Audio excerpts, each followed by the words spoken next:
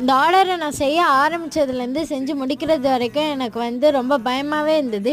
ஏன்னா வந்து நான் இந்த ஆர்டர் வந்து அவங்க கஸ்டமர் வந்து ரொம்ப நாளுக்கு முன்னாடியே என்கிட்ட ஆர்டர் ப்ளேஸ் பண்ணிட்டாங்க.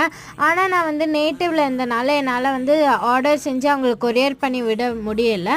அதனால் நான் வந்து அவங்கக்கிட்ட ஒரு 5 டேஸ் நான் வந்து டைம் கேட்டிருந்தேன். அவங்கக்கிட்ட நான் வந்து சென்னைக்கு நான் ரீச் ஆனதுக்கப்புறம் உங்களுக்கு ஆர்டர் செஞ்சு நான் உங்களுக்கு வந்து கொரியர் பண்ணி விட்டுட்டுமா சிஸ்டர் நான் வந்து கேட்டேன். அவங்களாம் வந்து க்யூட்டாக ஓகே சிஸ்டர் நீங்கள் உங்களுக்கு எப்போ டைம் கிடைக்குமோ நீங்கள் அப்போவே செஞ்சு அமுச்சு விட்ருங்க அப்படின்ட்டு சொன்னாங்க.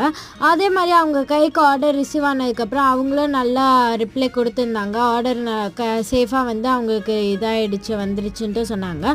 அதுக்கு வந்து இவங்க வந்து மொத்தம் 9 பிரேஸ்லெட்ஸ் ஆர்டர் பண்ணியிருந்தனால நம்ம ஒரு கிஃப்டாக வந்து ஒரு ஈவ்லை போட்ட ஒரு பிரேஸ்லெட் வந்து கொடுத்துருந்தோம். அதுக்கு அவ்வளோதான் ஃப்ரெண்ட்ஸ், இன்றைக்குள்ள வீடியோ இவ்வளோ தான். போகிறதுக்கு முன்னாடி லைக் பண்ணுங்கள், ஷேர் பண்ணுங்கள், சப்ஸ்கிரைப் பண்ணிடுங்க, பக்கத்தில் இருக்க பெல் ஐக்கனை கிளிக் பண்ணிடுங்க. பாய்.